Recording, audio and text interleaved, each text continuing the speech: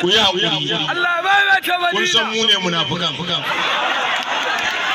wallahi ƙara gaya muku mu muke faɗa masa ayi kuma wallahi ayi saboda ƙauna annabi Muhammadu ina ja gayya kai ma za mu maimaita ma Madina Allah ya kira ku saurara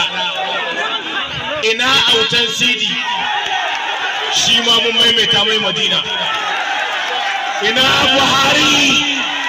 Buhari mun tafi da kai insha Allah ina Izzaddin a saurara